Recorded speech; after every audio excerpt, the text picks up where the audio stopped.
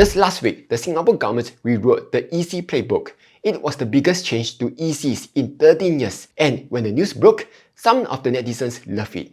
One wrote, "Good, ECs are meant to be glorified HDBs anyway, and not little nest eggs for people who already have a roof over their heads." And another one, "Amazing news, HDB flippers can go fly kites." And when you look at the data behind the decision, it is really hard to argue with that. In this video, I'll show you why the government had to act, what exactly changed, and what it means for you, whether you are a first-timer, an upgrader, or already own an EC.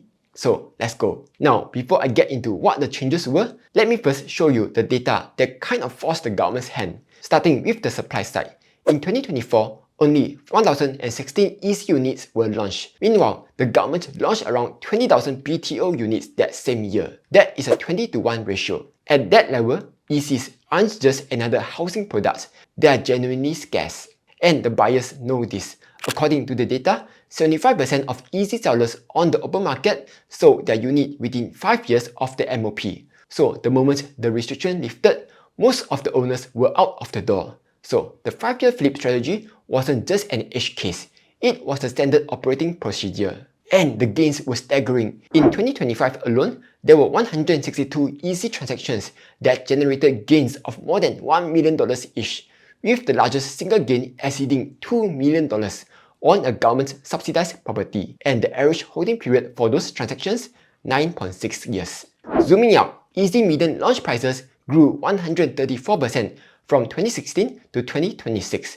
For comparison, OCR private condos only grew by 97.4% over the same period. In fact, EC prices were growing faster than every private condo segment, whether it is in OCR, RCR, and CCR. What's interesting is that during this whole time, the first-timer proportion of EC buyers, the very people the scheme was supposed to help, fell from 50% in 2020 to just 30 to 40% by 2024 and 2025. So second-timers with HDB sale proceeds were increasingly crowding them out. As Minister Chi puts it, the scheme had drifted somewhat from its original purpose. Because of that, the government had to step in and introduce a few changes. Instead of having to manually dig through different bank websites or spending hours calling hotlines just to ask for rates, with just a few inputs, Cashew helps you compare the best loan packages across multiple banks all in one place. And the best part, this service is completely free. There are no hidden charges or fees involved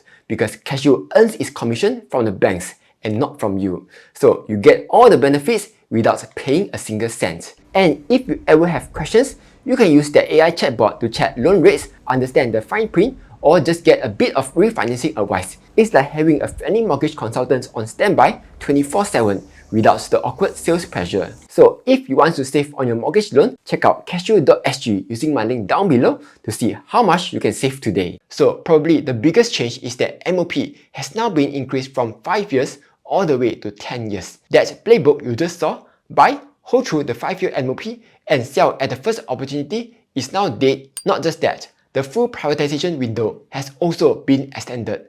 Before, you could sell to anyone, including foreigners, after 10 years. Now, it is 15.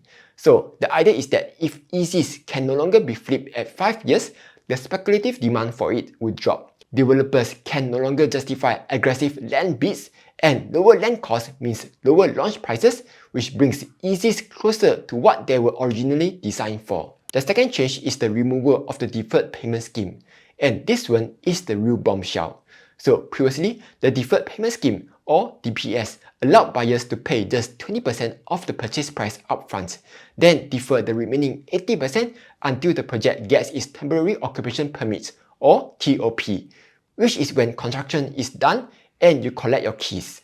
To put it into perspective how popular this scheme is, during the last 2 EC launches, more than 75% of buyers opted for it.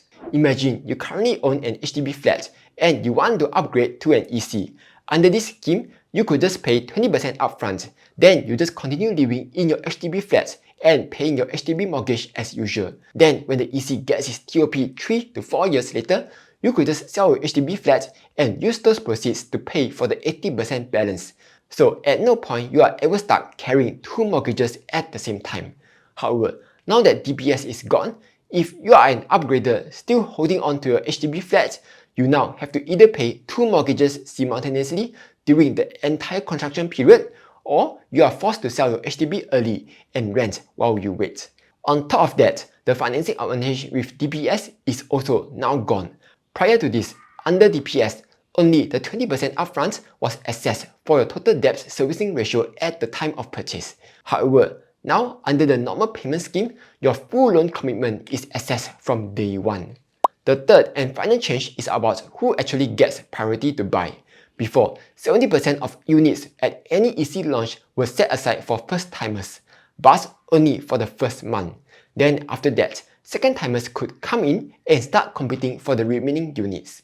However, now the quota has been raised to 90%, and first-timers will get a full 2-year window before second-timers can access any units at all. So when you think about it, the government is essentially turning ECs into a fancier version of BTOs. You get longer lockup, first-timer priority, and no payment schemes designed to help you own 2 properties at once. The message is pretty clear. If you want an EC, you are buying a home to live in, and not some get-rich scheme to profit off from.